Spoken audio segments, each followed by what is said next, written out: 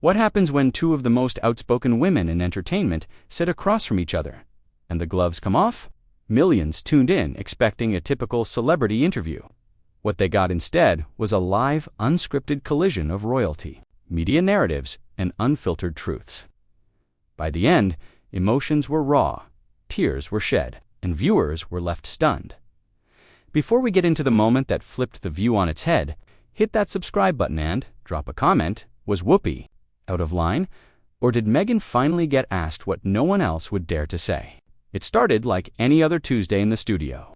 Lights on, cameras ready. Whoopi Goldberg, a veteran of the table, reviewed her cue cards one last time. She'd done this 1,000 times before interviewing presidents, pop stars, and everyone in between, but today felt off. The producers had been vague, cagey even. Whispers in the hallway hinted that this segment might go left. Then Meghan Markle walked onto the stage, polished, poised, dressed in a navy ensemble that balanced elegance with restraint. She waved to the cheering audience with a soft, almost queenly grace, but the trained eye could spot it, the slight stiffness.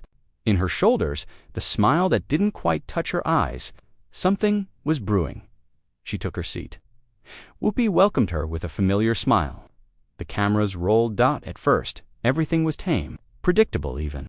Meghan talked about her podcast, her charity work, her family's new life in California. The usual.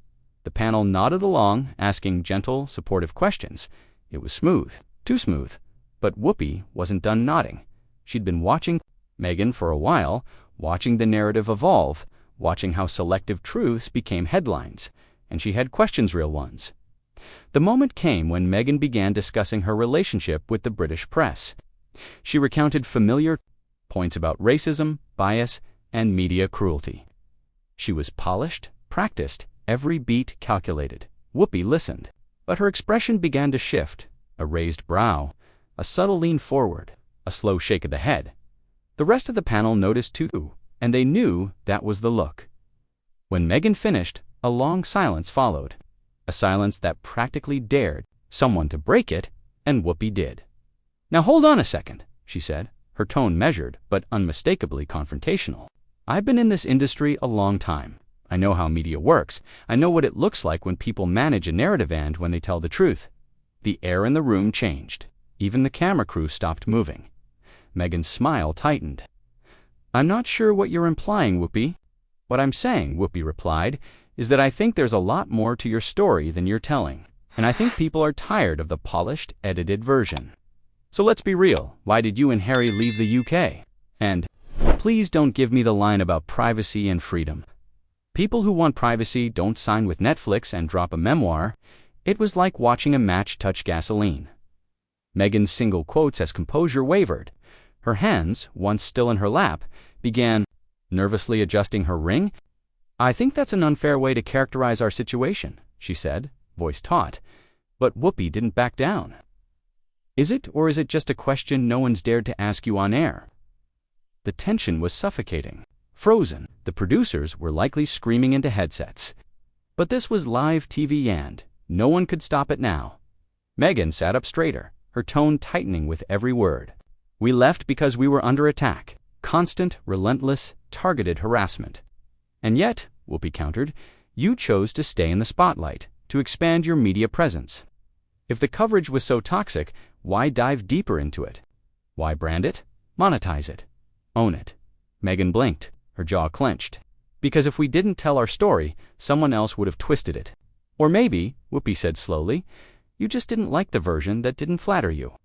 That was it. The audience let out a collective gasp. And for the first time, Meghan Markle looked truly vulnerable. Not rehearsed, not packaged, just raw. "This isn't fair," Meghan said, her voice cracking ever so slightly. "You're attacking me for telling my truth." "I'm holding you accountable for how you tell it," Whoopi replied. "There's a difference." The interview spiraled from there. Meghan pushed back. Whoopi pressed harder. There were no commercial breaks, no producer interference, just two powerful women, unfiltered. With years of frustration boiling over on both sides, by the time it ended, the studio was silent. Meghan's eyes shimmered with unshed tears. Whoopi leaned back, arms folded, unblinking. Neither had truly won, but nothing about this was staged, And that's what made it unforgettable. Meghan's voice rose, tight with emotion. We left because we weren't being supported by the institution, she said, trying to stay composed, because the media attention became unbearable. We had to find a way to survive, to support ourselves, and protect our family. But Whoopi wasn't having it. She leaned in, her tone sharpened with disbelief. Support yourselves, she repeated. You married into one of the wealthiest dynasties on earth. You had palaces, staff, global influence, everything most people will never touch in 10 lifetimes. And then you left, went on a media blitz, and spent years telling the world how unfair it all was. Do you even hear how that sounds to people working 2 jobs just to survive? The words landed like a slap. Meghan's cheeks flushed. For the first time, her practiced poise faltered. Her voice shook as she pushed back. You have no idea what it was like, Whoopi. None. To have every move dissected, every word twisted, every outfit, every gesture turned into a scandal. 2, feel utterly alone in a system designed to protect everyone but you. Whoopi didn't blink. Oh, I know that feeling, Meghan. I know it very well. I've been the only black woman in plenty of rooms that didn't want me there. I've had to claw for respect. I felt the stares, the whispers, the doubt. The difference is, she paused, her voice growing sharper. I didn't have millions of dollars, global press coverage, or a royal title to shield me. The comparison cut deep. Meghan's mask cracked, her eyes burned with emotion and pain colliding. That's not fair, she said, her voice trembling now. You're dismissing everything I went through just because I had money. Pain is pain, Whoopi, no matter what's in your bank account. I didn't ask for any of this. I fell in love, and suddenly my life became something I couldn't recognize. Whoopi leaned back slightly, folding her arms, but her gaze stayed, locked. Nobody forced you to marry him, Meghan. You knew what that life was. You had advisors, people who could have helped you navigate it. But instead of adapting, instead of learning how to work with the system, you tore it down. And then you framed yourself as the victim. The studio froze. The co-hosts sat in stunned silence, unsure whether to step in or stay seated. The audience was completely still, aware they were witnessing a cultural flashpoint unfolding in real time. Meghan's hands began to shake, but when she spoke again, her voice was stronger, fueled by anger. Work within a system, the same system that leaked stories about me to the press, that stood silent when my son was the target of racist attacks. That made me feel so isolated and hopeless, I started thinking about ending my life. The words dropped like a bomb, but Whoopi didn't back down. And there it is, she said coldly. The moment someone questions your decisions, asks you to take responsibility, you reach for the mental health card, you bring up suicidal thoughts, you bring up racism, and suddenly, no one's allowed to question you. No one's allowed to push back. The accusation was ice cold, merciless, and it left the room breathless. Meghan stared at her, stunned. Her face had gone pale, lips slightly parted in disbelief. How dare you? She whispered. Her voice wasn't loud, but it cut through the air like a warning shot. This wasn't just a clash of personalities. It was a full-blown reckoning, a war between public image and lived reality, between privilege and pain. Between 2 women who had both endured, but saw the world in completely different ways. And for millions watching, it was no longer just an interview. It was a mirror. Voice dropped to a whisper, barely audible, but heavy with raw pain. How dare you dismiss what I went through like that, she said, eyes locked on Whoopi. I shared the darkest chapter of my life, not for sympathy. Not to deflect, but because I hoped someone watching might feel less alone. It as an excuse. Whoopi's expression softened just slightly, but she didn't relent. I'm not saying your pain wasn't real, she said carefully. Mental health is no joke, and I would never minimize that. But pain can't be a shield from accountability. It doesn't erase consequences or silence valid questions. Meghan sat up straighter, her voice rising. What questions? What behavior are you even accusing me of? I came here in good faith, trying to have a civil conversation end. I'm being interrogated over things I never did. Whoopi didn't flinch. Her voice stayed calm, but firm. I'm talking about how you've severed ties with your family, then broadcast those private rifts to the world. I'm talking about how you've used the media to tell your side of the story. While the people you criticize are bound by protocol, and can't speak. I'm talking about how every personal issue somehow becomes a headline, because you made it one. Meghan abruptly stood, her chair scraping across the studio floor. "I've heard enough," she said, eyes burning. "This isn't an interview, it's an ambush. You brought me here under false pretenses just to humiliate me." "Sit down, Meghan," Whoopi said, sharp but measured. "No one's ambushing you. These are questions millions of people are asking, and you agreed to this interview. If you can't handle a little honesty, maybe you're not ready for the spotlight you keep stepping into." The tension in the studio was suffocating. Even the cameras seemed to lean in, capturing every muscle, twitch, and breath between the two women. The co-hosts looked stricken, unsure if they should intervene or simply let it play out.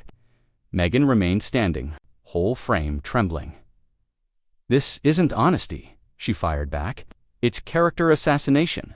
You're attacking my integrity, my marriage, my mental health. You're not asking questions, you're passing judgment." Whoopi laughed, but there was no humor in it. "You want to talk about judgment," she said. "You've done interviews, written books, filmed documentaries, all airing out your family's personal business. And now, when someone finally pushes back, you want to act like the victim. That wasn't an attack," Meghan said, her voice cracking under the weight of emotion. "That was my truth.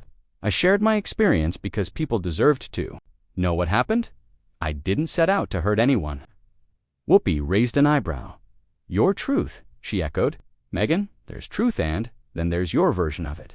And your version always puts you in the role of the helpless heroine, while everyone else gets cast as the villain. That's not truth, that's storytelling." Meghan looked like she'd been slapped. Her eyes welled, her lips trembled. She held her ground. "You weren't there. You don't know what it was like. You don't know what it felt like to be the only person of color in that family, to feel like an outsider day after day." Whoopi's reply came fast, her voice cutting like a blade. "And you don't know what I went through. I've been the only black woman in countless rooms, corporate boardrooms, film sets, media panels where I wasn't wanted. But I didn't have a royal title, global press, or a Netflix deal to fall back on. I didn't complain, I worked harder, I earned my place." Meghan's voice rose, desperation cracking through. "So because you suffered in silence, I should have done the same. Because you didn't talk about racism, I'm not allowed to call it out when I see it." Whoopi shook her head, her voice lowering but no less fierce. "No, I'm saying if you're going to talk about racism, talk about what actually happened. Don't turn every disagreement into a racial assault. Don't weaponize pain, and for God's sake, take some responsibility for your own choices." That was it. Meghan's composure shattered. The tears she had been holding back finally broke through, spilling down her face as her voice cracked completely. "You don't understand," she choked out. "None of you do." And for a long, heavy beat, the studio was silent. No applause, no whispers, not even the rustle of papers. Just two women standing on opposite sides of a fault line that had split wide open, and the millions watching who suddenly realized they weren't just witnessing a conversation. They were watching a reckoning. "I can't believe this is happening," Meghan said, her voice cracking. "I came here thinking I could have a real, honest conversation, share what I went through. Instead, I'm being blamed, attacked for things that weren't even my fault." Tears welled in her eyes and streamed down her cheeks. The tension in the studio shifted. A few of the co-hosts looked visibly uncomfortable, as if they wanted to comfort her, but Whoopi didn't flinch. Her tone was cool. "I've been doing this too long to be swayed by emotion. I'm not trying to manipulate anyone," Meghan sobbed, her carefully managed public image falling apart in real time. "I'm just trying to tell my story, so maybe someone else out there won't feel as alone as I did." "Why is that so wrong?" Whoopi's face didn't soften, but something in Meghan's voice made her hesitate. Still, she stayed on course. "It's not wrong to tell your story," she said slowly. "What's wrong is only telling the parts that make you look good while leaving out the parts that might make people think twice about your version of events." Meghan wiped her face with the back of her hand, mascara smudging beneath her eyes, but the tears wouldn't stop. "What am I supposedly leaving out?" she asked through trembling lips. "What are you accusing me of hiding?" Whoopi leaned forward, her voice tightening again. "The staff who left. The reports of bullying. the way you allegedly treated people who were just doing their jobs. You expected royal treatments, then turned around and complained about being treated differently. You can't have it both ways." Meghan looked stunned, devastated. "Those were lies," she whispered. "Planted stories meant to discredit me. I never bullied anyone. Yes, I had high standards, but I was never cruel, never unreasonable." Whoopi didn't let up. "There's a difference between high standards and being impossible to work with," she said sharply. "And from what I've heard, and not just from tabloids, you burned through staff faster than anyone could keep." Up, that one landed deep. Meghan's face twisted with pain. She was sobbing now, openly unguarded. "You're getting your information from gossip," she cried. "From headlines and speculation. You weren't there. You don't know what went on behind those palace walls." "Then tell us," Whoopi challenged. "Stop crying and explain. If none of those stories are true, if you were the misunderstood Duchess, then clear the air, set the record straight. What really happened with your staff?" Meghan looked around the studio like a trapped animal searching for an exit. Her eyes darted toward the co-hosts, none of whom spoke. The audience was silent. Cameras caught every flicker of her breakdown. "I don't owe anyone an explanation," she said finally, her voice barely above a whisper. "The people who worked with me know the truth. The people who worked with you either signed NDAs or were too afraid to speak publicly," Whoopi shot back. "Convenient, isn't it? Everyone who could contradict your story is legally bound to stay silent. That's how those institutions work," Meghan replied, her strength fading. "Everyone signs agreements. It wasn't just me. But it works in your favor," Whoopi pressed. "You get to tell your story or truth, while the people you've accused have no way to respond. You get to be the victim, while your alleged victims stay voiceless." Meghan buried her face in her hands, shoulders shaking uncontrollably. When she finally looked up, her face was streaked with tears and smeared makeup. "Why are you doing this?" she asked, barely getting the words out. "What did I ever do to you to deserve this?" For the first time, Whoopi's voice softened just slightly. "It's not about me, Meghan," she said. "You didn't do anything to me, but you did something to a lot of people who don't have a global platform. You used your privilege to tell a story where you were the victim and everyone else. They became the villains, and they had no way to fight back." Meghan shook her head, weakly protesting. "I never called anyone a villain." Her voice trailed off, but it was too late. Because in that studio, in front of a live audience, sat millions more watching at home. It didn't matter whether she said the words or not. The message had already been sent. "You didn't have to say it outright," Whoopi replied coldly. "You made it perfectly clear who the villains were. You mentioned unnamed royals making racist comments. You said no one helped you when you were struggling. You painted the palace as this cold, uncaring machine and yourself as the helpless victim caught in its gears." Meghan's voice was barely a whisper. "But that is what happened. That's my truth." Whoopi shook her head, eyes steady.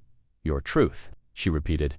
"Meghan, truth isn't something you get to customize.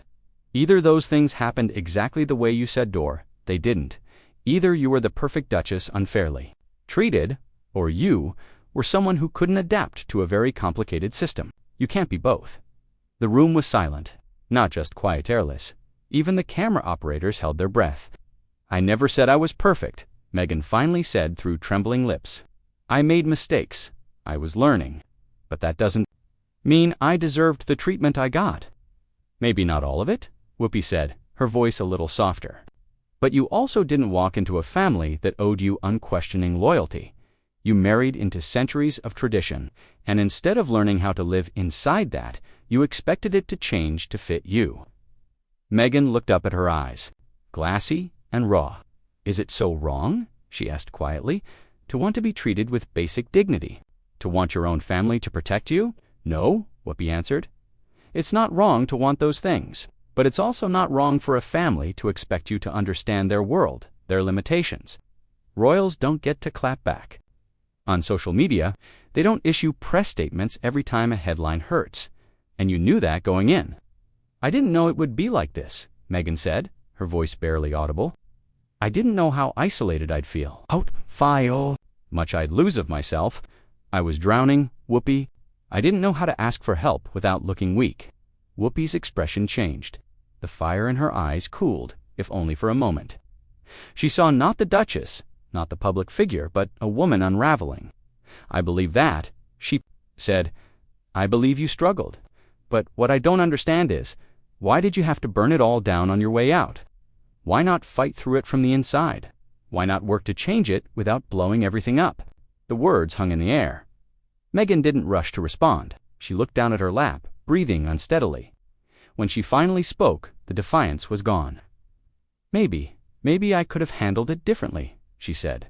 "Maybe I could have been more patient, more understanding. But I was drowning, Whoopi. I couldn't breathe, and I didn't know how to keep going." "So you left," Whoopi said, her tone no longer combative, "and you told your story."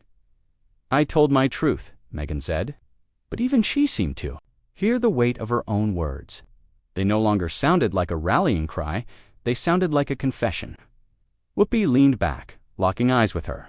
"And in telling your truth, you made sure it would be the only version anyone heard. You positioned yourself as the victim, and them, the royal family, as the oppressors." Meghan didn't respond right away. Her face, streaked with ruined mascara, was frozen in something between shock and sorrow. She looked smaller now. Not the confident, idiot-savvy Duchess, but someone unraveling, human, and unguarded. "I don't know what you want me to say," she whispered. "I can't undo the interviews, the documentaries. I told my story because I felt like I had to. Maybe that was selfish, but it was all I knew how to do." Whoopi nodded slowly, finally hearing something that sounded real. "That might be the most honest thing you've said since you walked out here," she said. "And you know what? I can respect that, even if I don't agree with how you did it." The energy in the studio shifted. The fire had dimmed, leaving behind only smoke and ash. Meghan was still crying, but quietly now. And Whoopi, no longer a fierce interrogator, looked at her with something closer to understanding. "This," Whoopi said, glancing toward the audience, "has been one of the most difficult conversations I've ever had on television. But sometimes, the hardest conversations are the ones that matter most." Meghan couldn't speak. She just nodded, completely spent. Whatever armor she'd arrived with had long since crumbled. What remained was raw, real. As the show cut to commercial, viewers were left with an image that would ripple across the internet for months. Meghan Markle, crying on national television, and Whoopi Goldberg, sitting across from her, having just delivered one of the most fearless, unflinching interviews in talk show history. What did you think of the confrontation? Did Whoopi go to far war? Was it the challenge Meghan needed to face? Drop your thoughts in the comments below. And don't forget to subscribe for more unforgettable moments like this.